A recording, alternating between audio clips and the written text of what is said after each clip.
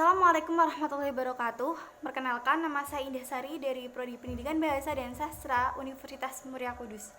Di sini saya akan menerangkan unsur intrinsik dan ekstrinsik cerpen. Cerpen merupakan karangan fiktif yang berisi sebagian kehidupan seseorang atau kehidupan yang diceritakan secara ringkas yang berfokus pada suatu tokoh. Ciri-ciri cerpen. Biasanya cerpen itu bersifat fiktif. Panjang cerpen kurang dari 10.000 kata, habis dibaca dalam sekali duduk, memiliki kesan tunggal, aspek kehidupan, bersifat padu, padat, dan intensif. Terdapat konflik, tetapi tidak sampai menimbulkan perubahan nasib pelaku utama. Hanya terdapat satu alur saja, perwatakan atau penokohan dilukiskan secara singkat. Unsur intrinsik cerpen. Unsur intrinsik cerpen adalah unsur yang membangun cerpen dari dalam cerpen itu sendiri. Yang pertama yaitu tema. Tema adalah persoalan pokok sebuah cerita. Tema disebut juga ide cerita. Tema dapat berwujud pengamatan pengarang terhadap berbagai peristiwa dalam kehidupan ini. Kita dapat memahami tema sebuah cerita jika sudah membaca cerita tersebut secara keseluruhan. Kedua, tokoh dan karakter tokoh.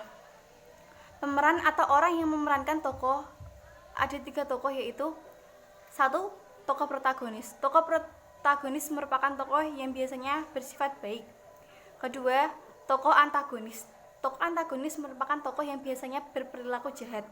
Ketiga, tokoh tritagonis. Tokoh tritagonis merupakan tokoh yang biasanya penengah dari protagonis dan antagonis. Keempat, figuran. Tokoh pendukung yang memberikan warna tambahan dalam sebuah cerita. Ketiga, latar atau setting. Latar dalam sebuah cerita menunjuk pada pengertian tempat, hubungan waktu, dan lingkungan sosial tempat terjadinya peristiwa-peristiwa yang diceritakan. Latar dibedakan menjadi 3 yaitu 1. Latar waktu. Latar waktu adalah waktu atau masa tertentu ketika peristiwa dalam cerita itu terjadi. Yang kedua, latar tempat. Latar tempat adalah lokasi atau bangunan bangunan fisik lain yang menjadi tempat terjadinya peristiwa-peristiwa dalam cerita.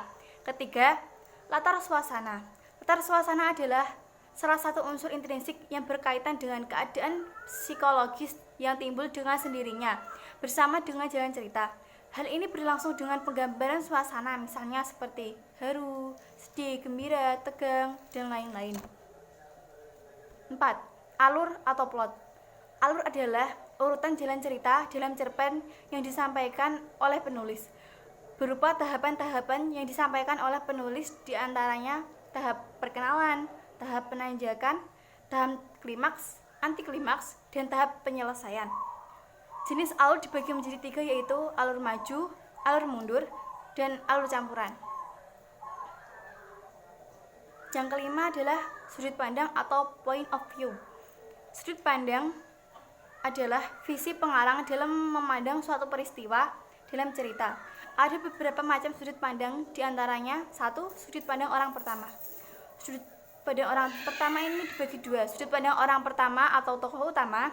Sudut pandang orang pertama sebagai tokoh sampingan. Yang kedua, sudut pandang orang ketiga. Sudut pandang orang ketiga serba tahu. Sudut pandang orang ketiga sebagai pengamat. Yang terakhir, sudut pandang campuran. 6. Amanat. Melalui amanat, pengarang dapat menyampaikan suatu pesan atau nasihat. Dengan kata lain, amanat adalah pesan atau nasihat yang disampaikan pengarang kepada pembaca dalam suatu karya. Ketujuh, gaya bahasa. Gaya bahasa adalah cara khas penyusun dan penyampaian dalam bentuk tulisan dan lisan. Ruang lingkup dalam tulisan meliputi penggunaan kalimat, pemilihan diksi atau pilihan kata, penggunaan majas, dan penghematan kata. Selanjutnya, unsur ekstrinsik dalam cerpen. Unsur ekstrinsik adalah unsur-unsur yang berada di luar karya sastra, tetapi secara tidak langsung mempengaruhi bangun cerita sebuah cerpen. Yang pertama adalah latar belakang masyarakat. Faktor lingkungan masyarakat sekitar yang dialami penulis seperti kondisi negara, kondisi politik, kondisi sosial, dan kondisi ekonomi itu sangat berpengaruh dalam penulisan sebuah cerpen. Yang kedua, latar belakang penulis. faktor dari diri penulis yang melatar belakangi penulis dalam membuat cerpen.